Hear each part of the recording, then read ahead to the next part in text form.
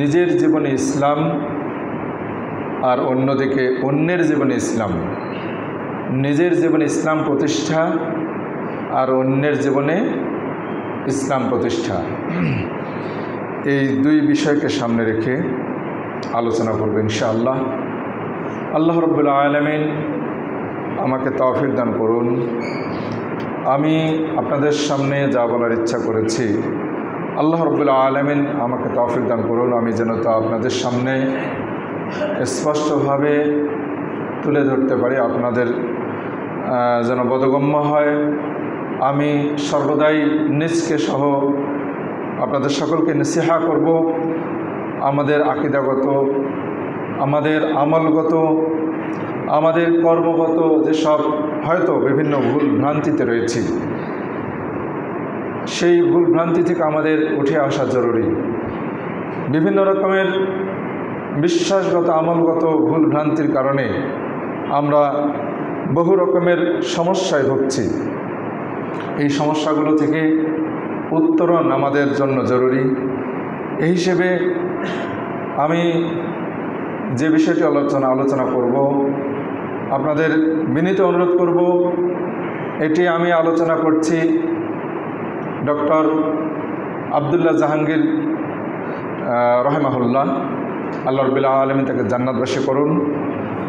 তার লেখাকে পুঁজি করে, আমার নিজের কোনো তেমন ইলম নাই, জ্ঞান নাই, আমি তার লেখাকে পুঁজি করে হয়তো কিছু দলিল তিনি ইঙ্গিত দিয়েছেন, সেগুলোকে তার সাথে দলিল কিছু আমি যুক্ত করার মাধ্যমে লেখাটি আপনাদের সামনে তুলে ধরার ইচ্ছা করেছি ইনশাআল্লাহ।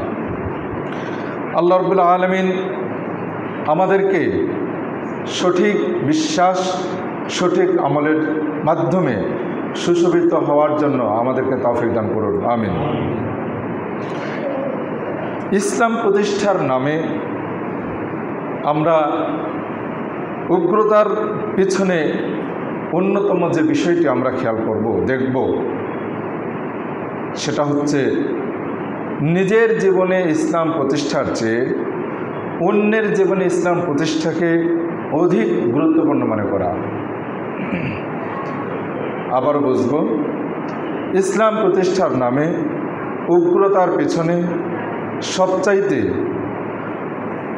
বড় যে কারণটি, সেটা হলো নিজের জীবনে ইসলাম প্রতিষ্ঠার চেয়ে অন্যের জীবনে ইসলাম প্রতিষ্ঠাকে বেশি গুরুত্বপূর্ণ, বেশি আবশ্যক, বেশি ফরজ মনে করা।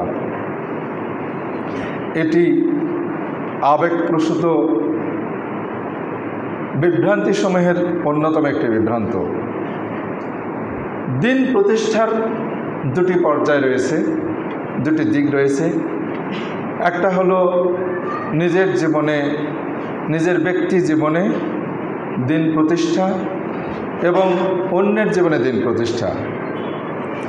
মুমিনের মূল দায়িত্ব নিজের জীবনে এবং নিজের অধীনস্থদের জীবনে ইসলাম প্রতিষ্ঠা করা, এটা হলো মুমিনের প্রধান দায়িত্ব। এ বিষয়ে আমরা কোরআন সুন্নাহর অনেক দলিল, বহু দলিল আমরা জানি, অনেক শুনি। যেমন আবু দাউদে 2979 নম্বর হাদিসে আসছে যে কবরে জিজ্ঞেস করা হবে, মার রব্বুক, তোমার রব কি, ওমা দিনুকা, তোমার দিন কি, ওমান হাদাল্লাযী বুইসা ফীকুম, তোমাদের কাছে যে ব্যক্তি প্রেরিত হয়েছেন তিনি কে। তো এই প্রশ্ন তিনটি ব্যক্তি জীবন সংশ্লিষ্ট। একইভাবে তিরমিজির 2422 নম্বর হাদিসে এসেছে, আল্লাহ রাসূল বলেছেন, আদম সন্তানের পা একটু নড়তে দেওয়া হবে না 5টি প্রশ্নের উত্তর না দেওয়া পর্যন্ত, 5টি প্রশ্ন সম্পর্কে তাকে জিজ্ঞেস না করা পর্যন্ত। এক হলো তার জীবন সম্পর্কে, কিভাবে সে সারাটি জীবন অতিবাহিত করেছে। ওয়ান শাবাবিহি ফি মাবলাহ, যৌবনকাল সম্পর্কে, সে যৌবনকালকে কিভাবে অতিবাহিত করেছে এবং তার মাল কিভাবে সে উপার্জন করেছে, কোথায় খরচ করেছে এবং যা সে জানে সে অনুসারে সে আমল করেছে কিনা। এরপরে সহিহ বুখারী 2554 নম্বর হাদিসে এসেছে, আল্লাহ রাসূল বলেছেন, কুল্লুকুম রাঈন, তোমরা প্রত্যেকে দায়িত্বশীল, অল কুল্লুকুম মাসউলুন আন রাইয়াতিহি, তোমাদের প্রত্যেককেই তার দায়িত্ব সম্পর্কে জিজ্ঞেস করা হবে। অতএব আমিরকে জিজ্ঞেস করা হবে, ফলে আমিরুল্লাযী আলান নাস, যিনি শাসক তাকে জিজ্ঞেস করা হবে প্রজাদের সম্পর্কে। ওয়া মাসলান আনহুম, প্রজাদের সম্পর্কে তাকে জিজ্ঞেস করা হবে সে কীভাবে প্রজাদেরকে পরিচালনা করেছে। ওয়ার রাজুলু রাঈন আলা আহলি বাইতিহি, ব্যক্তিকে জিজ্ঞেস করা হবে তার পরিবার সম্পর্কে, তার ব্যক্তির সম্পর্কে এবং তার পরিবার সম্পর্কে। ওয়াল মারআতু রাঈয়াতুন আলা বাইতি বালিহা, প্রত্যেক স্ত্রীকে, প্রত্যেক মহিলাকে জিজ্ঞেস করা হবে তার স্বামীর ঘর সম্পর্কে, তার স্বামীর ঘরের সন্তানাদি সম্পর্কে। ও আবদুর রজুলে রাঈন আলা বাইতি সাইয়্যিদিহি, প্রত্যেক কর্মচারী, প্রত্যেক দাস তার মনিবের, তার মালিকের মাল সম্পর্কে, তার মালিকের সম্পদ সম্পর্কে জিজ্ঞেস করা হবে সে বিষয়ে সে খেয়ানত করেছে নাকি, প্রত্যেকে জিজ্ঞেস করা হবে তার দায়িত্ব সম্পর্কে। হাদিসের আলোকে স্পষ্ট বোঝা গেল যে আমি যে কথাটি শুরুতে বললাম যে প্রত্যেক ব্যক্তিকে জিজ্ঞেস করা হবে তার ব্যক্তি এবং তার অধীনস্থদের সম্পর্কে। যে ব্যক্তি যাদের অধীনস্থ, যাদের মালিক নয়, যাদের পরিচালক নয়, তাদের সম্পর্কে কোনো ব্যক্তিকে কখনো জিজ্ঞেস করা হবে না। ইসলামে নিজের জীবনে পালনীয় ইবাদতগুলিকে আরকানে ইসলাম বা ফরদে আইন বা সুন্নাতে আইন বলা হয়ে থাকে। আমরা আরেকটু ভালো করে বুঝব, ইসলামের ব্যক্তি জীবনে পালনীয় যে ইবাদতগুলো এগুলোকে আরকানুল ইসলাম বলা হয়। আরকানুল ইসলাম কয়টি আমরা সকলেই জানি, শাহাদাতাইন, এরপর সালাত প্রতিষ্ঠা, সিয়াম, তারপর জাকাত প্রদান, সিয়াম পালন, কাবা শরীফের কাবা এর যাদের সাধ্য রয়েছে তাদের হজ সম্পাদন। এই যে পাঁচটি, এই পাঁচটি হচ্ছে আরকানুল ইসলাম, ইসলামের রোকন, ভিত্তি। এই ভিত্তি এগুলো হলো প্রত্যেক ব্যক্তির নিজের জীবনে পালনীয়। প্রত্যেকটা ইসলামের রোকন, ভিত্তি প্রত্যেক ব্যক্তির নিজের পালনীয়, এটা হলো ফরদে আইন। আবার কিছু সুন্নাহ রয়েছে যেগুলো আইনে সুন্নাহ বলা যেতে পারে, সুন্নাতে আইন বলা যেতে পারে বা সুন্নাহ আইন বলা যেতে পারে, যেগুলো করার অগ্রাধিকার রাখে। পক্ষান্তরে দাওয়াত, ইসলামের দাওয়াত তাবলীগ, ভুল বুঝবেন না কিন্তু আমি বারবার বলছি, আলোচনা করছি আমার নিজস্ব কোনো জ্ঞানে নয়। অনেক বড় পণ্ডিত, লেখক, আল্লাহ রাব্বুল আলামিন তাকে জান্নাতবাসী করুন, ডক্টর আব্দুল জাহাঙ্গীর স্যারের আলোচনা থেকে আমি আপনাদেরকে শোনানোর চেষ্টা করছি। হয়তো সকলেরই পড়ার সুযোগ হবে না, সকলের দেখার সুযোগ হবে না, হয়তো এজন্য এই সুযোগে আমাদের এই বিষয়টি আলোচনা আমি শোনানো, বোঝা অনেক জরুরি মনে করি। পক্ষান্তরে দাওয়াত, আদেশ নিষেধ, জিহাদ ইত্যাদি অন্যের জীবনে ইসলাম প্রতিষ্ঠার দায়িত্ব বিষয়ক ইবাদতগুলিকে মূলত ফরজে কিফায়া বলা হয়ে থাকে। দাওয়াত যদি কিছু মানুষ দেয় তাহলে ওই সমাজের সকল মানুষের পক্ষ থেকে আদা হয়ে যাবে। সমাজে কোথাও অন্যায় কাজ ঘটছে, কেউ অন্যায় কাজ করে, তাকে আদেশ করা, নিষেধ করা, এবং জিহাদ যেটা এ বিষয়ে আসছে পরে ইত্যাদি, এগুলোকে ফরজে কিফায়া বলা হয়। কেউ আদা করলে, যাদের আদা করাটা জরুরি বা যাদের আদা করার হুকুম রয়েছে তারা করলে বাকিরা এখানে পাপ থেকে আল্লাহর কাছে অব্যাহতি পাবেন। এগুলো সামষ্টিক ইবাদত বলা হয়ে থাকে। ফরজে কিফায়া অর্থাৎ আমরা এক বাক্যে বুঝবো, এগুলো হলো সামষ্টিক ইবাদত এবং সুযোগ বা সাধ্যের আলোকে কম বেশি পালনের সুযোগ দেওয়া হয়েছে ইবাদতগুলোতে। যার যতটুকু সাধ্য রয়েছে, সুযোগ রয়েছে, সে সেটা পালন করবেন। যার সাধ্য নেই, ক্ষমতা নেই, সুযোগ নেই, তিনি পালন করবেন না। যার যার পরিমাণ, সাধ্যের পরিমাণ অনুপাতে তিনি সেটা আদা করবেন। সর্বোপরি এক্ষেত্রে ব্যক্তির দায়িত্ব দাওয়াত দেওয়া। আপনাদেরকে যাদের তন্দ্রাচ্ছন্নতা আসছে, ঘুম আসছে, একটু নড়াচড়া করলে ভালো হয়। অনেকেই তন্দ্রাচ্ছন্নতায় ভুগছি। কি বললাম, এক্ষেত্রে ব্যক্তির দায়িত্ব হচ্ছে দাওয়াত দেওয়া। কেউ বা সকলে দাওয়াত যদি প্রত্যাখ্যান করে, কোনো একজন ব্যক্তি বা সকলেই যদি দাওয়াত প্রত্যাখ্যান করে বা অন্যায় পরিত্যাগ করলো না, এতে মুমিনের দাওয়াত এবং তাবলীগের কাজ সফল হলো না, মানুষেরা মানল না, এই জন্য মুমিনের কোনো দায়বদ্ধতা সফল হলো না এটা বলা যাবে না, এবং মুমিনের কোনো এখানে দায়বদ্ধতা নাই। আশা করি বিষয়টি বুঝতে পারলাম যে মুমিন তার কাজ হচ্ছে দাওয়াত দেওয়া, দাওয়াত এবং তাবলীগ করা। এই দাওয়াত এবং তাবলীগ কোনো একজন ব্যক্তি যদি প্রত্যাখ্যান করে বা সবাই প্রত্যাখ্যান করলো, এতে মুমিনের কোনো দায়বদ্ধতা নেই, এবং সে দাওয়াত তাবলীগ কাজ করতে গিয়ে যেটা পুরস্কার পাওয়ার দরকার আল্লাহর কাছ থেকে সেটা পাবেন না এমনটা নয়, এখানে তার কোনো দায়বদ্ধতা নেই। কিন্তু উগ্রতায় লিপ্ত মানুষদেরকে, যারা উগ্রতায় লিপ্ত, তাদেরকে আমরা এর উল্টো পথে চলতে দেখি। কি? তারা মূলত অন্যের জীবনে দিন প্রতিষ্ঠাকে ফরজে আইন বা বড় ফরজ মনে করেন এবং নিজের জীবনে দিন পালনকে ছোট ফরজ বা গুরুত্বহীন মনে করেন। আজকে আমরা অনেককেই দেখব এই ধরনের, আমরা তাদেরকে দেখি যেখানে আমি সুদকে বর্জন করতে পারবো সেখানে তারা সুদের সাথে আপোষ করছেন। আমি যদি সুদের সাথে লেনদেন না করি আমাকে বাধ্য করবে? কেউ বাধ্য করবে না। যেখানে নিজের জীবনে দিন প্রতিষ্ঠাকে তারা গুরুত্বহীন মনে করেন, অন্যের জীবনে দিন প্রতিষ্ঠাকে তারা আবশ্যক ফরজ আইন মনে করেন, বড় ফরজ মনে করেন, যে কারণে তারা উগ্রতায় লিপ্ত হন। তারা অন্যের জীবনে ইসলাম প্রতিষ্ঠার জন্যে ব্যক্তিগতভাবে অনেক হারাম, অনেক নিষিদ্ধ কাজে জড়িয়ে পড়েন এবং এরূপ হারাম বা মাকরুহ বা নিষিদ্ধ কর্মে লিপ্ত হওয়াকে তারা নানাভাবে বৈধ বা জরুরি মনে করেন। এটা দাবি করেন তারা। ইন্না লিল্লাহি ওয়া ইন্না ইলাইহি রাজিউন। দাড়ি ক্লিন শেভ করা ব্যক্তিগত আমল না সামাজিক আমল? হ্যাঁ, ব্যক্তিগত আমল। এখন এটাকে দাড়ি ক্লিন শেভ করাকে অনেকে আবশ্যক মনে করেন। ইন্না লিল্লাহি ওয়া ইন্না ইলাইহি রাজিউন। খাটো করাকে আবশ্যক মনে করেন। এরকম দাওয়াত এবং তাবলীগের কাজ করতে গিয়ে হারাম নিষিদ্ধ কর্মে লিপ্ত হওয়াকে তারা নানাভাবে, নানা যুক্তিতে বৈধ মনে করেন। তাদের মনের একটাই চিন্তা, কি চিন্তা?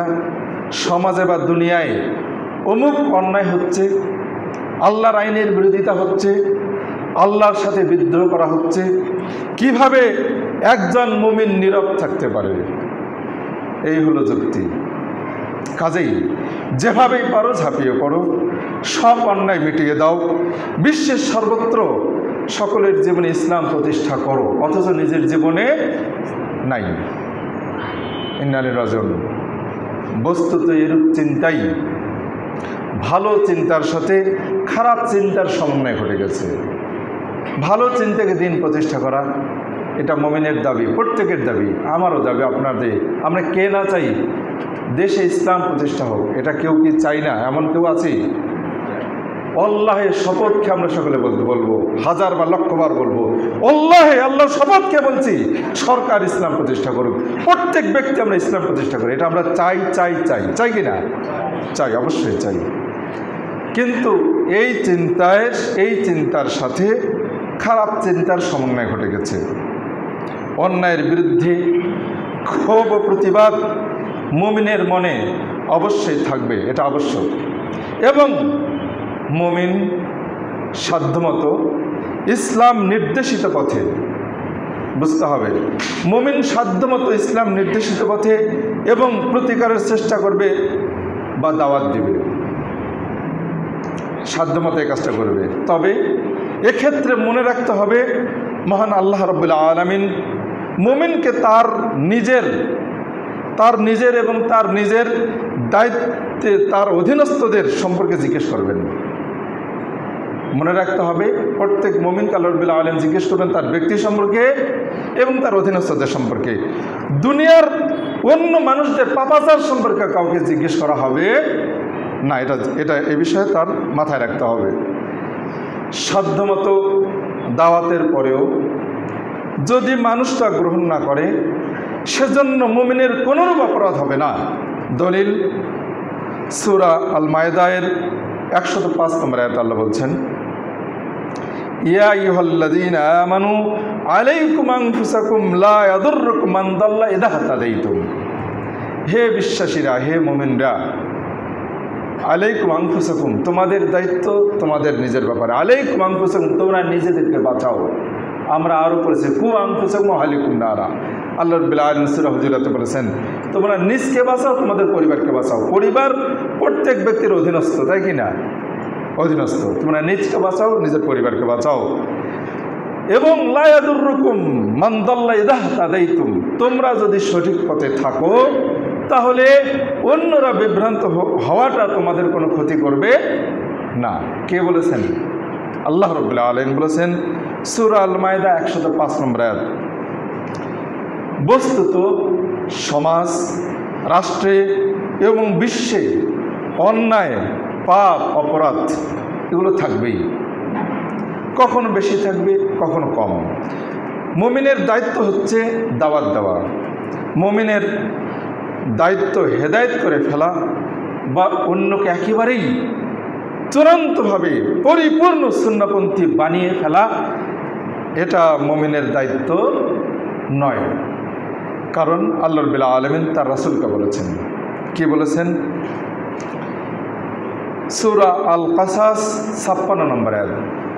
আমরা তো বহু দূরের কথা, আমরা অনেক দূরের কথা। আল্লাহ রাব্বুল আলামিন তার রাসূলকে বলেছেন, ইন্নাকা লা তাহদি মান আহবাবতা, নিশ্চয়ই ইন্না শব্দটি আরবি ভাষায় ইন্না অর্থ হলে অবশ্যই, তাকিদ করে আল্লাহ বলছেন অবশ্যই, লা তাহদি, তুমি কখনো পথ দেখাতে পারবে না, মান আহবাবতা, যাকে তুমি ভালোবাসো, ওয়ালাকিন্নাল্লাহ, বরং আল্লাহ ইহদি মান ইয়াশা, যাকে তিনি চান তাকে পথ দেখান। হে নবী, তুমি যাকে ভালোবাসো তাকে কখনো পথ দেখাতে পারবে না, বরং আল্লাহ যাকে ভালোবাসেন তাকে পথ দেখাতে পারবেন। আল্লাহ রাসূল যার যার ইসলাম গ্রহণ চেয়েছেন, আল্লাহ কি তাকেই ইসলাম দিয়েছেন? তার চাচাকে ইসলাম দিয়েছেন? হ্যাঁ, তার একেবারেই রক্তের সম্পর্কিত যারা বহুজনের সাথে তিনি যুদ্ধে লিপ্ত হয়েছেন, তাদের সর্বোচ্চ দাওয়াত এবং তাবলীগের কাজ করে গেছেন, তাদের মাধ্যমে অনেক আঘাতপ্রাপ্ত হয়েছেন, রক্তাক্ত হয়েছেন, অনেক বিষণ্ণ, অনেক কষ্ট পেয়েছেন। কিন্তু আল্লাহ রাব্বুল আলামিন তার নবীর ইচ্ছা মতো মানুষকে পথ দেখিয়েছেন? আল্লাহ রাব্বুল আলামিন এটা করেননি। একটা হিকমাতুল্লাহ, আল্লাহ রাব্বুল আলামিনের হিকমত, তার বিজ্ঞান, তার চাওয়া, তিনি যেটা চান সেটা হবে, তিনি যেটা চান না সেটা হবে না। আল্লাহ রাব্বুল আলামিন আরো বলেছেন, ওমা আকসারুন নাস ওয়ালাউ হারাসতা বিমুমিনিন, তুমি যতই চাও না কেন, সূরা ইউনূস 103 নম্বর আয়াত, তুমি যতই চাও না কেন অধিকাংশ মানুষই বিশ্বাসী হবে না, ঈমানদার হবে না। ওমা ইউমিনু আকসারুহুম বিল্লাহি ইল্লা হুম মুশরিকুন। আল্লাহ রাব্বুল আলামিন আকসার বা আকালের বিষয়ে আমি খুতবা দিয়েছি একটি। অধিকাংশ মানুষ কাফের হবে, অধিকাংশ মানুষ ফাসিক হবে, অধিকাংশ মানুষ পথভ্রষ্ট হবে, অধিকাংশ মানুষ বেঈমান হবে, অধিকাংশ মানুষ মুশরিক হবে, অধিকাংশ মানুষ অজ্ঞ হবে, অধিকাংশ মানুষ জাহেল হবে। এই বিষয়টাই, এই আয়াতগুলো উপস্থাপন করে একটা খুতবা দিয়েছি আমি কিছু, হয়তো বছর 1.5-2 আগে, আমার যতটুকু মনে পড়ে। ইনশাআল্লাহ আমার সেটা নোট আছে। যদিও অনেক ভাই বলেন যে আমি নাকি শুধুমাত্র আমলের ফজিলত নিয়ে খুতবা দিই। ইন্নার রাজন, আমি সামাজিক শান্তি প্রতিষ্ঠা, ভ্রাতৃত্ববোধ, ঐক্যতা সৃষ্টির সব সময় আমি কথা বলি। ইনশাআল্লাহ প্রতিটি খুতবায় আমার এই বিষয়গুলো থাকেই থাকে। আল্লাহ রাব্বুল আমাদেরকে এই বিষয়গুলো বোঝার তৌফিক দান করুন। দেখুন আল্লাহ রাব্বুল আলামিন কি বললেন? অধিকাংশ মানুষ বিশ্বাসী হবার নয়। আল্লাহ বলেন, কাকে বললেন? তার রাসূলকে বললেন। যদিও হারাস্তা শব্দটি একবচন পুরুষলিঙ্গ, তার রাসূলকে সম্বোধন করে বলছেন, হে মুহাম্মদ, তুমি যতই চাও না, হারাস, আমরা ওই হেরেস বলি না, এত হেরেস কেন তোর বলি না, এটা আরবি শব্দ। হারাস, লোভ। আল্লাহ রাসূলকে, আল্লাহ রাব্বুল আলামিন তার রাসূলকে হেরেস কথাটা বলেছেন। তোমার যতই হেরেস হোক না কেন, যতই লোভ হোক না কেন, যতই তুমি চাও না কেন, অধিকাংশ মানুষই অবিশ্বাসী হবে। অন্যত্র আল্লাহ তাআলা বলছেন, ওয়ালাউ শাআ রব্বুকা লাআমানা মান ফিল আরদি কুল্লুহুম জামিআন।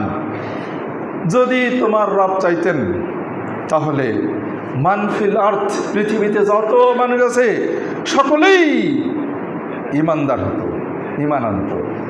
আল্লাহ যদি চাইতেন, তো আল্লাহ রাব্বুল হিকমত, তার বিজ্ঞান, তার চাওয়া, তিনি যেটা চান সেটা হয়। আল্লাহ রাব্বুল আলামিন যাকে চান সুন্নাহ পালন করবে, যাকে চান না, তবে যাকে জান্নাতের জন্য সৃষ্টি করা হয়েছে তার জন্য জান্নাতের কাজগুলো সহজ হবে, যাদেরকে জাহান্নামের জন্য সৃষ্টি করা হয়েছে তাদের জন্য জাহান্নামের কাজগুলো সহজ হবে। আর ইবলিসের যুক্তি কিন্তু এই কথাটার মাধ্যমে, ইবলিসের যুক্তি কেউ আমরা নেব না। ইবলিস যেমন বলেছিল, আল্লাহ যেহেতু তার রহমত থেকে আমাকে বহিষ্কার করেছেনই, তাহলে আমি আরও খারাপ কাজ করব। ইবলিসের মতো এরকম যুক্তি নেব না, বলবো না যে খারাপ যেহেতু করেছি আরও করব, বরং আমরা সাহাবাদের মতো শঙ্কিত হব। এরকম কথা, এই বিশ্বাসটি মাথায় রেখে আমাদের ঈমান আরও বৃদ্ধি পাবে ইনশাআল্লাহ। যে খারাপ কাজ হচ্ছে, তাহলে কি আমি জাহান্নামীদের অন্তর্ভুক্ত হব?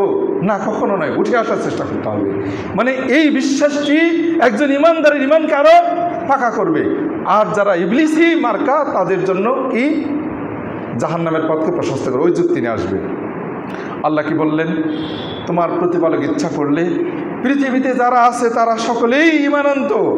তবে তুমি কি হে রাসূল, তুমি কি মুমিন হওয়ার জন্য মানুষদেরকে জবরদস্তি করবে, বাধ্য করবে? এটা কখনো করতে পারবে না। আল্লাহ রাব্বুল আলামিন স্পষ্ট বললেন, সূরা ইউনূস 99 নম্বর আয়াত।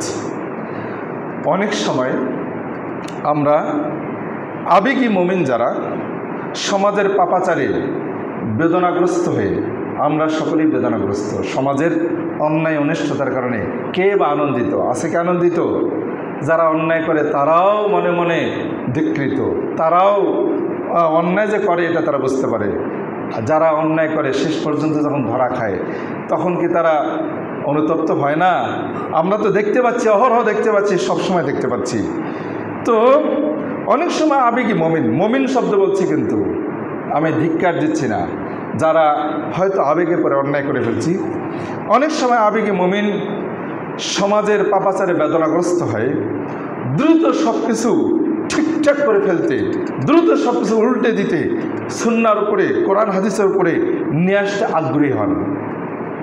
তিনি কোরআন সুন্নাহর নির্দেশ এবং মানব জাতির পরিচালনায় আল্লাহ রাব্বুল আলামিনের সুন্নাতের কথা বলে যান। আল্লাহর সুন্নাহ কি? আমরা একটু আগে আয়াত জানতে পারলাম। আল্লাহর সুন্নাহ কি? আল্লাহ বহু মানুষকে জাহান্নামের পথে পরিচালিত করবেন। আল্লাহ চান না যে সকলেই জান্নাতে যাক। কিছু জাহান্নামীকে আল্লাহ সৃষ্টি করেছেন। জাহান্নাম তো আল্লাহ রাব্বুল আলামিন সৃষ্টি করেছেন, রাতকে সৃষ্টি করেছেন, অন্ধকারকে সৃষ্টি করেছেন, ইবলিসকে সৃষ্টি করেছেন, জাহান্নামকে সৃষ্টি করেছেন। এজন্য সত্যের স্বাদ আছে, জান্নাতের স্বাদ আছে। দিনকে চেনা যায়, সাদাকে চেনা যায়, ভালোকে চেনা যায়, ভালোর স্বাদ আছে। যদি উল্টোটা না থাকতো তাহলে ভালোটার স্বাদ থাকতো না। আল্লাহ রাব্বুল আলামিন এই জন্য উল্টোটা রেখে দিয়েছেন। এটা তার হিকমত, তার বৈশিষ্ট্য। কাজেই মুমিন এই কথাটা আল্লাহ রাব্বুল আলামিন এই সুন্নাহকে ভুলে যান। দ্রুত ফলাফল লাভের জন্য মুমিন কি করে?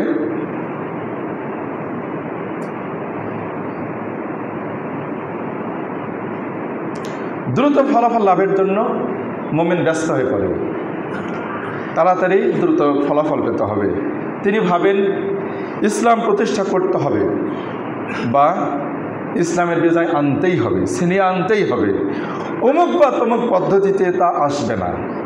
1000 বছর, 100 বছর যদি সেই পদ্ধতিতে ইসলাম প্রতিষ্ঠার কেউ চেষ্টা করে, তাহলে কখনো বিজয় আসবে না। কিন্তু আমাদের পদ্ধতিতে কাজ করলে, অনেকে এটা মনে করি, কিন্তু আমাদের পদ্ধতিতে কাজ করলে অল্প সময়েই ইসলামের বিজয় চলে আসবেই। মনে হয় কে কত তাড়াতাড়ি ইসলাম প্রতিষ্ঠা করতে পারলো, সারা পৃথিবীকে ইসলামের ছায়াতলে নিয়ে আসতে পারলো। আল্লাহ রাব্বুল আলামিন যেন নবী রাসূলদেরকে এবং মুমিনদেরকে এ বিষয়ে হিসাব নেবেন। মনে হচ্ছে যারা এই বিশ্বাস করি,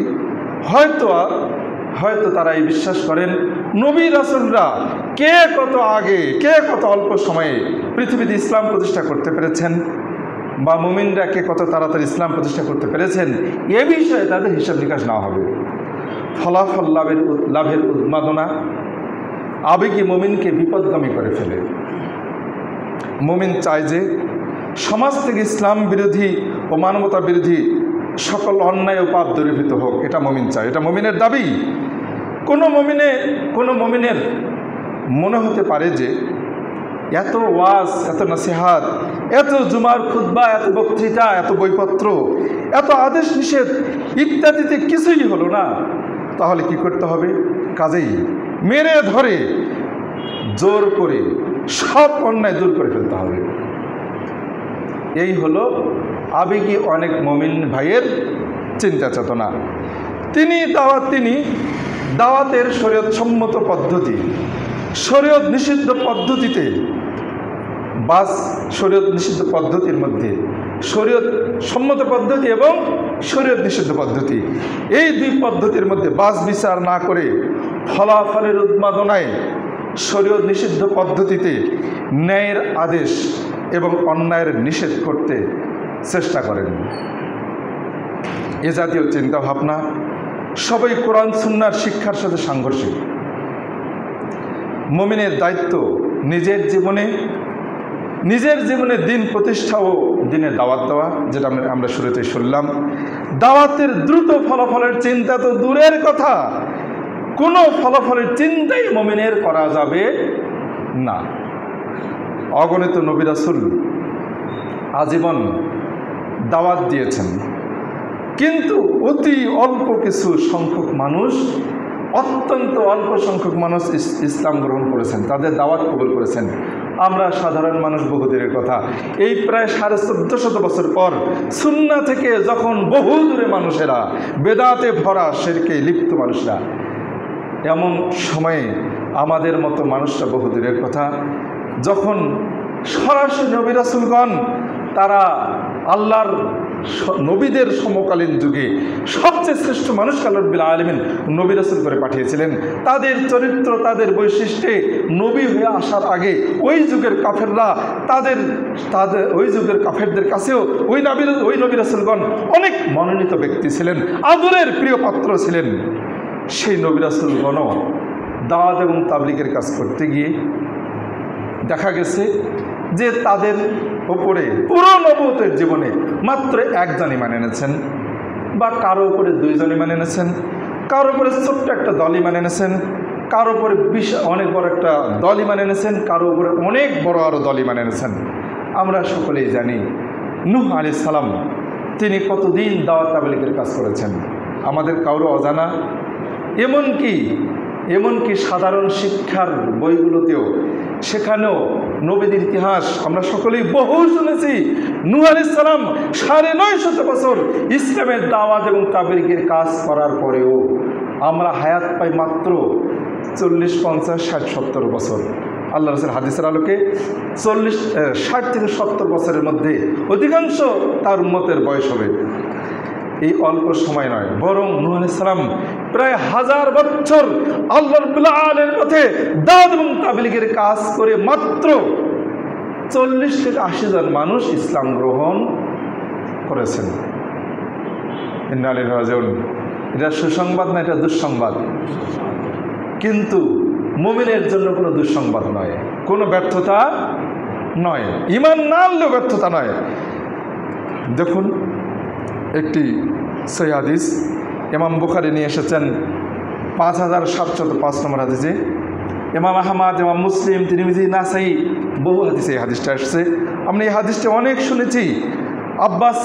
আব্দুল বিন আব্বাস সাহাবী বলছেন, একদা নবী সাল্লাল্লাহু আলাইহি ওয়াসাল্লাম, আমরা বসে আছি, নবী সাল্লাল্লাহু আলাইহি ওয়াসাল্লাম তার ঘর থেকে বের আসলেন, এসে ফাঁকালে বললেন, ওরেজাত আলাইয়া আল উমাম, আমাকে স্বপ্নে দেখানো হলো অতীত জাতিদেরকে, অতীত নবী এবং তার উম্মাতদেরকে দেখানো হলো নবীদের স্বপ্ন সত্য, ওহির অন্তর্ভুক্ত। আজও রাজুল সালেহ যারা শিরক মুক্ত বেদাত মুক্ত যারা আমল করেন, এমন ব্যক্তি যদি স্বপ্ন দেখেন তাহলে তার স্বপ্ন নবুয়তের 46 ভাগের 1 ভাগ, এটা আল্লাহ রাসূল বলেছেন। কিন্তু ওই ব্যক্তি স্বপ্ন দেখে বলতে পারবেন না যেটা আমার পক্ষ থেকে ওহি, অতএব এটা ইসলামের একটা অংশ, এটা বলতে পারবেন না, এটা বলতে পারবেন না, ভুল বুঝবেন না। দেখুন, ফাকালা ওরেজাত আলাইয়াল উমাম, আমার কাছে অতীত জাতিদেরকে তুলে ধরা হলো, দেখানো হলো। আজকে আমরা টিভি দেখি না, মোবাইল স্ক্রিনে অনেক কিছু দেখছি না, এভাবে আল্লাহ রাসূলের সামনে আল্লাহ রাব্বুল আলামিন অতীত জাতিদেরকে তুলে ধরলেন। ফাজাআলা ইয়ামুরুন নাবিয়্যু মাআহুর রাজুল, আমার সামনে যে দেখা যাচ্ছে একজন নবী পার হচ্ছেন, চলে যাচ্ছেন জান্নাতে, তার সাথে আর রাজুল, আরবিতে শব্দটার অর্থ হলো একজন ব্যক্তি, মাত্র একজন নবী, তার সাথে একজন জান্নাতে যাচ্ছে। ওয়ান নাবিয়্যু মাআহুর রাজুলান, আবার এমন নবী আছেন তার সাথে মাত্র 2 জন। ওয়ান নাবিয়্যু মাআহু আর-রাহত, আবার এমন নবী আছেন আর রহত, তার সাথে আছেন ছোট্ট একটা দল। ওয়ান নাবিয়্যু লাইসা মাআহু আহাদুন, আরও আশ্চর্য যে এমনও নবী আছেন তার সাথে একজনও নেই। এরা অনেক কষ্টের বিষয়, কিন্তু মুমিনের জন্য কখনো দাওয়াত এবং তাবলীগ, ওই নবী কি তার রিসালাত পৌঁছাতে ব্যর্থ হয়েছেন? তাকে কি জিজ্ঞেস করা হবে কেন একজনকে ঈমান আনতে পারলে না? কি ছিল তোমাকে এই জন্যই পাঠালাম, এটাই তোমার কাজ ছিল, তাও কিছুই করতে পারলে না? কি তুমি, কেমন নবী তুমি, হ্যাঁ, কেমন আলেম তুমি, কেমন হুজুর তুমি, হ্যাঁ? এটা তো আল্লাহ রাব্বুল আলামিন ওই নবীকে কখনো বলবেন না। লাইসা মাআহু, কেউ নেই তার সাথে। ওয়ারাআইতু সাওয়াদান কাসীরান সাদ্দাল উফুক, আল্লাহ রাসূল বললেন, এরপরে আমি দেখলাম বিশাল একটি দল যেন কালো হয়ে গেছে, মানে বিশাল কালো, দূরে অনেক বড় দল কালো হয়ে গেছে। কাইলা হাযা মূসা ওয়া কওমুহু, বলা হলো এটা হচ্ছে, আল্লাহ রাসূল বললেন, আমি ভাবছিলাম মনে হয় এটি আমি আর আমার উম্মত। আল্লাহ রাসূলকে বলা হয় এটা হচ্ছে মূসা এবং তার দল। সুম্মা কিলা লি উনদুর, এরপর আমাকে বলা হলো আবার দেখো, দেখতে থাকো। ফারাইতু সাওয়াদান কাসীরান সাদ্দাল উফুক, আমি এভাবে দেখতে থাকলাম, অনেক বিশাল অনেক বড় দল কালো হয়ে আছে দেখা যাচ্ছে। ফাকিলা লি উনদুর হাকাজা, এভাবে আল্লাহ আমাকে বলা হলো, স্বপ্নে বলা হচ্ছে দেখতেই থাকো। ফারাইতু সাওয়াদান কাসীরান সাদ্দাল উফুক, অনেক বিশাল দল দেখতেই পাচ্ছি। কিলা হাউলা উম্মাতু, আল্লাহ রাসূলকে বলা হলো এই হচ্ছে তোমার উম্মত, এই হলো তোমার উম্মত, বিশাল দল, এই হলো তোমার উম্মত। অমাহাউলায়ে, এই বিশাল দলের সামনে 70,000 লোক, এরা ইয়াদখুলুনাল জান্নাত, তারা জান্নাতে প্রবেশ করবে বেগাইরি হিসাবিন, কোনো হিসাব নিকাশ ছাড়াই। সুবহানাল্লাহ। ফাতাফাররাকান নাস ওয়ালাম ইউবাইয়িল্লাহুম, মানুষেরা বিভিন্ন দিকে চলে গেল বা মানুষেরা বলাবলি করতে লাগলো। আল্লাহ রাসূল সাল্লাম এই 70,000 সম্পর্কে কোনো ব্যাখ্যা দিলেন না। সাহাবে কেরামগণ বলতে লাগলেন, হয়তো যারা প্রথমে ইসলাম গ্রহণ করেছে অথবা যারা ইসলামের মধ্যেই জন্মগ্রহণ করেছে, সেটা আমরা নয়, আমাদের সন্তানরা, যারা শিরকে কখনো পায় নাই। এক সাহাবে এক রকম মন্তব্য করছেন, অথবা যারা জিহাদে শহীদ হয়েছেন, কেউ একজন এক মন্তব্য করছেন। সব শেষে ফাকালু আম্মা নাহানু ফা, এইভাবে বললেন, ফা বালাগান নবী সাল্লাল্লাহু আলাইহি ওয়াসাল্লাম, আমাদের এই মন্তব্যগুলো আল্লাহ রাসূলের কাছে পৌঁছে গেল। ফাকালা, তখন তিনি বললেন, হুমুল্লাযীনা লা ইয়াতাতায়্যারুন ওয়ালা ইয়াস্তারকুন ওয়ালা ইয়াকতাউন, এইসব লোক 70,000 লোক, তারা যারা ইয়াতাতায়্যারুন, যারা কখনো পাখি উড়িয়ে শুভ অশুভ লক্ষ্য নির্ধারণ করে না। 2 নম্বর হচ্ছে ওয়ালা ইয়াস্তারকুন, যারা ঝাড়ফুঁক করে না। ওয়ালা ইয়াকতাবুন, এবং যারা লোহা গরম করে আহত স্থানে শাক দিয়ে চিকিৎসা গ্রহণ করে না। অর্থাৎ এই 3টি গুণ। আরেকটি আল্লাহ রাসূল বললেন, ওয়া আলা রাব্বিহিম ইয়াতাওয়াক্কালুন, এবং সর্বদাই তারা আল্লাহর উপরে ভরসা করে, মানে পরিপূর্ণ তাওহীদ যার মধ্যে আছে। এরা কি ওইসব ব্যক্তি যারা জিহাদ করেছে? এটা কি বলা হলো? এরা কি ওইসব ব্যক্তি যারা প্রথম ইসলাম গ্রহণ করেছেন?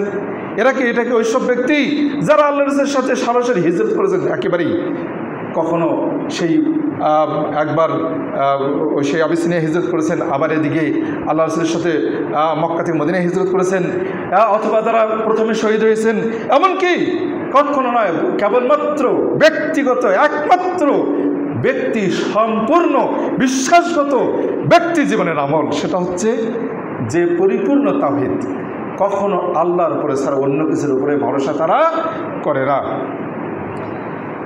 তখন এক সাহাবী দাঁড়িয়ে বললেন, ফাকাল Ukasha bin Mehsan, Ukasha bin Mehsan সাহাবী বললেন, কি বললেন, যে আনা কি বললেন, যে হে আল্লাহ রাসূল আমার জন্য দোয়া করুন, আমি যেন আমাকে তাদের অন্তর্ভুক্ত যেন আল্লাহ করেন।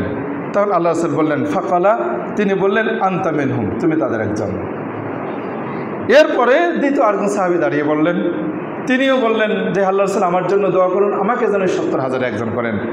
আল্লাহ রাসূল বললেন, এইভাবে তো ব্যাপক হলে এর মূল্য থাকে। আল্লাহ রাসূল বললেন, সাবাকাকা উকাশা, এ ব্যাপারে উকাশা তোমার আগেই জয়ী হয়ে গেছে, আর সুযোগ নাই, শেষ, সুযোগ শেষ। সহিহ বুখারীর 5705 নম্বর হাদিস আসছে। হাদিসের আলোকে কি বোঝা গেল? পূর্ববর্তী আলোচনা আমরা এই আলোচনা থেকে বুঝতে পারলাম, দ্রুত সকল অন্যায় মিটিয়ে সত্য প্রতিষ্ঠার জন্য উদ্গ্রীব মানুষেরা কখনোই সত্য প্রতিষ্ঠা করতে এটা পারবেন না, সম্ভব না। বরং সুন্নাহ পদ্ধতিতে ন্যায়ের আদেশ, অন্যায়ের নিষেধ বা দাওয়াত এবং তাবলীগ, দিন প্রতিষ্ঠার দাওয়াত এবং তাবলীগ ও দিন প্রতিষ্ঠার মাধ্যমেই সমাজ সংস্কার কর্মপদ্ধতি সম্পাদিত হয়েছে। এটাই কাজেই মুমিনের দায়িত্ব হচ্ছে নিজের জীবনে দিন পালনের পাশাপাশি কোরআন এবং সুন্নাহ ভিত্তিক দাওয়াত এবং তাবলীগের কাজ করা। আল্লাহ রাব্বুল আলামিন আমাদেরকে, আমরা যতটুকু শুনলাম, আগামী জুমায় এই বিষয়টি আমার কয়েক জুমা চলবে ইনশাআল্লাহ। আমি আপনাদেরকে অনুরোধ করব, এই বিষয়টি যারা শুনছি না তারা এই যে ভিডিও হচ্ছে শোনার চেষ্টা করবেন, নিয়মিত শোনার চেষ্টা করবেন, এবং আপনাদেরকে অনুরোধ করব খুতবার শুরু থেকে থাকার চেষ্টা করবেন। আল্লাহ আমাদেরকে এই জমাতে খুতবা শুরুর আগেই মসজিদে এসে ফেরেশতারা হাজিরা নেন, তাদের খাতায় যেন আমরা নাম উঠাতে পারি। আল্লাহ আমাদের সেই তৌফিক দান করুন। সকলে বলি আমিন, আমিন রহমাকুল্লাহ। হে আল্লাহ আমাদেরকে সঠিক বিশ্বাস, সঠিক আকীদা দান করুন। আমরা যেন বিভ্রান্ত বিশ্বাসে, বিভ্রান্ত আকীদায় লিপ্ত হয়ে বহু অন্যায় লিপ্ত না হই। আল্লাহ আমাদের সেই তৌফিক দান করুন। সকলে আমিন, আমিন রহমাকুল্লাহ।